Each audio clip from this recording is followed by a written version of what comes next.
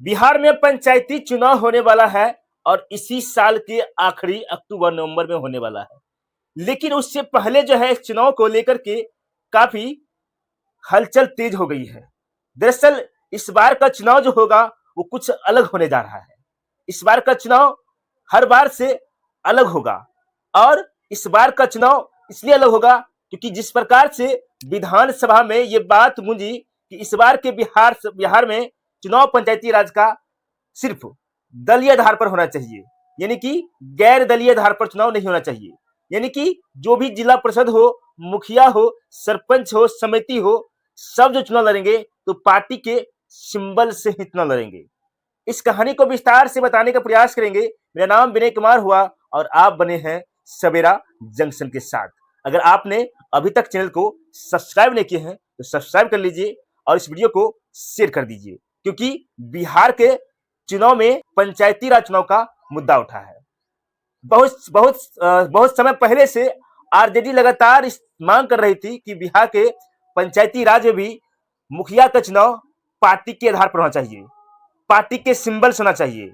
लेकिन अब यह जो मामला है अब तेज होने लगा है।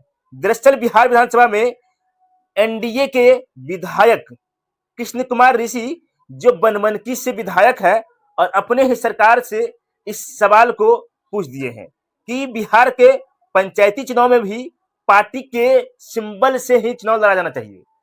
अब उस सब मंत्री का प्रतिक्रिया अगर आप सुनेंगे तो शायद आपको लगेगा कि इस बार बिहार के चुनाव में भी जो है जैसे पंचायती राज का चुनाव भी होना चाहिए, सिंबल के आधार पर होना चाहिए। अगर कोई आरजेडी का पार्टी से लड़ रहा है तो आरजेडी के सिंबल लालटेन छाप से चुनाव लड़ेगा। कोई बीजेपी के टिकट से चुनाव अगर लड़ रहा है तो उसको कमल का छाप चुनाव चिन्ह से लड़ना पड़ेगा। इसी प्रकार से जो है सभी अलग अलग पदों पर जो है अलग अलग सिंबल के रूप में जो है जो चुनाव पहले लड़ते थे वो अब पार्टी के चुनाव चिन्ह पर लड़ा जाएगा। अब देखने वाली बात होगा क्या बिहार में भी जो है जैसे विधानसभा का चुनाव होता है क्या वैसे ही पंचायती राज का चुनाव भी होगा। क्या जिस तरह से विधानसभा में एक तरफ एनडीए होता है और दूसरी तरफ महागठबंधन होता है, क्या पंचायती राज में भी वही व्यवस्था देखने को मिलेगा या इन सब से कुछ अलग हट के देखने को मिलेगा कि कोई बीजेपी है तो कोई आरजेडी है या कोई एलजेपी है तो कोई कांग्रेस है, या इस प्रकार से देखने को मिलेगा। बाकी मंत्री का जो प्रतिक्रिया इस पर साफ साफ दिखा कि अगर सभी राजनीतिक पार्टी का मंसूबा अगर एक होगा, सभी का समर्थन रहेगा तो सरकार इस पर पुनर्विचार करेगी और चुनाव की दिशा में सरकार अपनी योजना बनाएगी।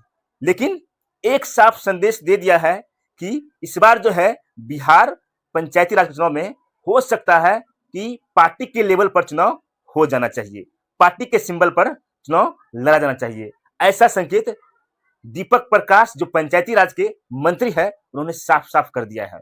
और अगर ऐसा होता है तो पंचायती राज विभाग और सरकार इसमें कितना कामयाब होते हैं और सरकार अपने इस योजनाओं को लेकर के कितना आगे बढ़ सकते हैं वो तो खैर आने वाले समय ही बताएंगे। जहां एक तरफ आरजेडी पूरे समर्थन में है तो उससे पहले जब जेडीयू की पार्टी में जेडीयू के राष्ट्रीय उपाध्यक्ष प्रशांत किशोर जब बने थे तो उन्होंने भी इस चीज को लेकर के अपने पार्टी में चर्चा की और कहीं न कहीं बहुत हद तक जो है काम हो भी चुका था। लेकिन उस समय पार्टी से उसे बाहर का रास्ता दिखा दिया गया है और इस कारण जो है उस पर काम भी नहीं हो पाया, जिससे बिहार पंचायती राज चुनाव में पार्टी के सिंबल पर चुनाव लड़ करके मुखिया सरपंच समिति वार्ड सदस्य बना जा सकता था।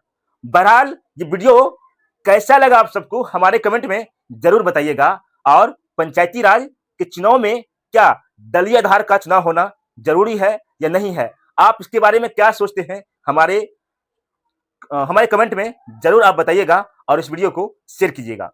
फिर मिलते हैं किसी दूसरे वीडियो के साथ, तब तक के लिए जय हिंद।